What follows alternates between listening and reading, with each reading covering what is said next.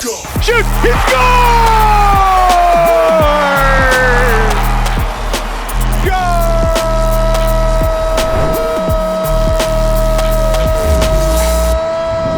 This is the MASL in 5. What's going on, folks? I'm Alex Bastyovanszky. Great to see you again. I'm here to get you caught up on everything that's gone down in the league over the past few days, and I've only got 5 minutes to do it, so let's go. Go, Frank Tayu! The king top shelf, where grandma keeps the cookies, levels the game at 6. The Ron Newman Cup Playoffs kicked off last week in San Diego. Semifinal number 1 featured Milwaukee and two-time defending champ Chihuahua. The Wave gave them everything they could handle. The squads went back and forth. They were tied 6-6, forcing overtime. And now back out the other way. Here come the Savage. Here's Castaneda down the left side. Castaneda shoots! And Castaneda sends Chihuahua into the Ron Newman Cup final. Chihuahua just would not be denied. They advanced to play for their 3rd straight Ron Newman Cup title. Semifinal number 2 went later that night. Baltimore taking on host San Diego. No such drama in this contest. The Sockers proved to be too much for the Blast. Christian Gutierrez had a hat trick as the home side won 11-3 and advanced to face Chihuahua in the final.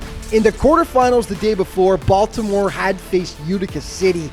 Despite getting outshot in the contest 23-17, the Blast broke a 2-2 deadlock late in the first half. Victor Pereira was named the game's first star as the boys in red pulled away for the 6-2 win. St. Louis came into the playoffs red hot, but they were in tough against number 1 seed Chihuahua. Still, they were tied 1-1 with the Savage late into the 4th quarter before the Mexican side was able to finally put them away and advance with a 5-1 victory. But the 8th-seeded Ambush have nothing to hang their heads about as they nearly pulled off a massive shocker. An old-school rivalry in this quarterfinal between Milwaukee and KC. It was tied 5-5 until late in the 3rd quarter when the Wave blew it open with 4 straight goals.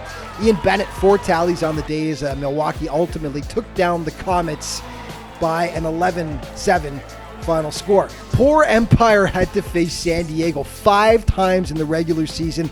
Couldn't manage a single win, while they would have to in their quarterfinal matchup to advance.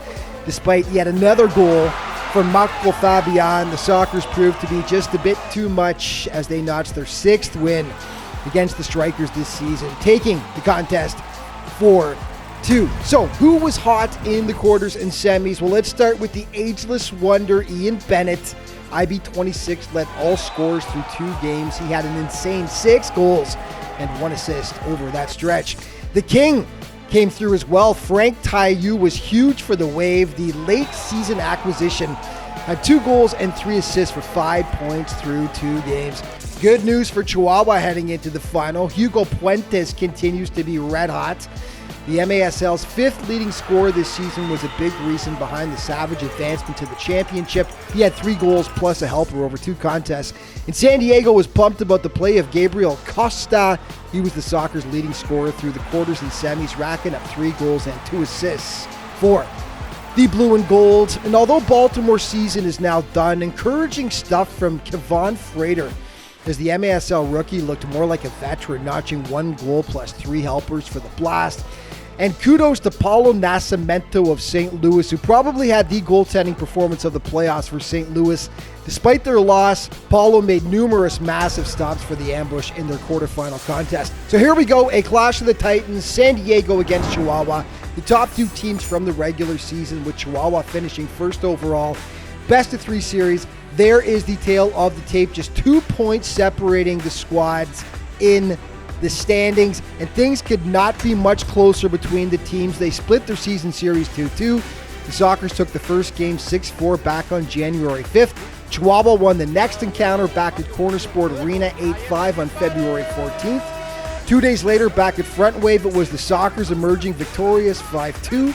And then on March 14th in Mexico, the Savage blew them out 12-2. However, several Sockers could not travel for that game due to visa issues. Of course, the openers on Sunday in San Diego, Game 2, and if necessary, Game 3, were back in Chihuahua on Sunday, April 20th at 8:05 Eastern Time. The Savage, of course, are gunning for their third straight title. The Sockers have got to find a way to win at the Fortress, which is corner sport. The Savage have not lost a home game since March 17th of 2024.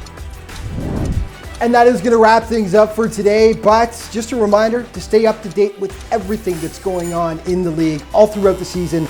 Be sure to check out the MASL's official social media outlets. Thanks so much for watching. See you next time.